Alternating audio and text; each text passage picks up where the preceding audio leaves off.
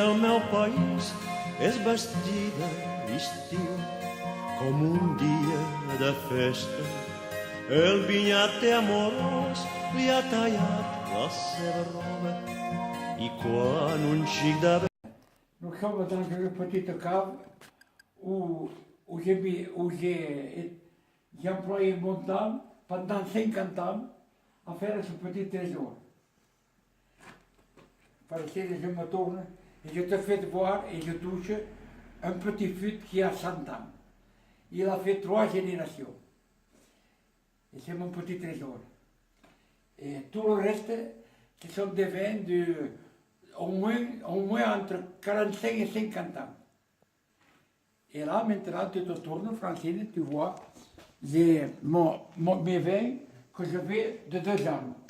Chaque année, je sélectionne ce vin. Et au bout de 3 ans, je suis en train de nouveau de remplir mes petits fûts que je soigne précieusement. Chaque année, j'attends de Noël à la Saint-Vincent pour pouvoir remplir tous mes petits fûts. Parce qu'il faut qu'il fasse, plus la température est basse, plus le soutirage est mieux. Derrière moi, mon beau-père m'a appris à faire le vin forcé. C'est-à-dire que c'est un vin qui est les années 60, 50-60, c'était un tonnelier qui faisait les fûts en bois. Mais comme ces fûts ne résistaient que 3 ans, nous avons abandonné de faire ce vin. Et maintenant, un ami m'a dit d'acheter des fûts de bière que j'ai transformés et que j'ai réussi à faire maintenant mon nouveau vin forcé que je peux garder quelquefois en vieillissement et tout. Voilà. Et que nous aurons bientôt le plaisir de le déguster. Ces fûts ont été construits dans la cave même, vous savez. Ça donnait un travail formidable. Et ces fûts, il y a certaines personnes qui voulaient m'en acheter, mais ça demande un très grand travail parce qu'il faut tout numéroter, tout enlever, ça demande un effort considérable. Mais quand même, tant que je pourrai, je les garderai. Et peut-être un jour, j'ai fait venir un tonnelier de Cazours qui m'a dit que peut-être il pourrait resservir. Nous rentrons en haut de la cave. Je fais voir à Francine l'ouverture où les raisins rentraient. Où à l'époque on vidait les comportes et ça rentrait dans un égrappoir. Cet égrappoir, avec des tuyaux, était transmis dans les cuves. Et dans les cuves, vous voyez, le raisin restait en fermentation parce que toutes les cuves que nous avons visitées avec Francine étaient toutes des cuves de vin doux. La cave à l'époque faisait 800 hectos de vin doux. Et j'ai encore gardé l'ancien matériel. Ce petit pressoir, c'est le premier il était à mon beau-père, il est très ancien, vous voyez, on pressurait avec les mains, vous voyez, et ici sortait le jus. Et ce jus était ensuite refiltré et remis dans des fûts pour le vieillissement. Maintenant, nous allons voir un petit pressoir plus moderne, dont on se sert encore chaque année.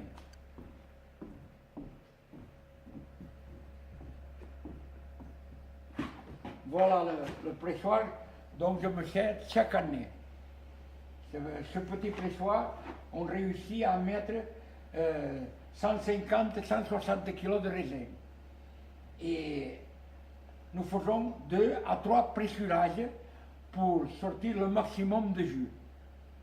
Et ce vin est transmis ensuite dans les fûts que nous avons vus en bas. Voilà. Et ensuite, une fois que le jus est dans les fûts, jusqu'à Noël, je fais jusqu'à 3 pressurages, 3 soutirages. 3 soutirages et en janvier, alors selon le temps qu'il fait, je fais le 4e et je ne touche plus le vin de l'année. Ici, je suis en train de faire voir à Francine le ramasse-salmon que M. Alice a fait il y a une trentaine d'années pour nous soulager parce que, vous savez, ça baissait toute la journée à ras du sol, ça fatiguait, les reins on était fatigués et ça nous soulageait beaucoup et on avait un autre rendement.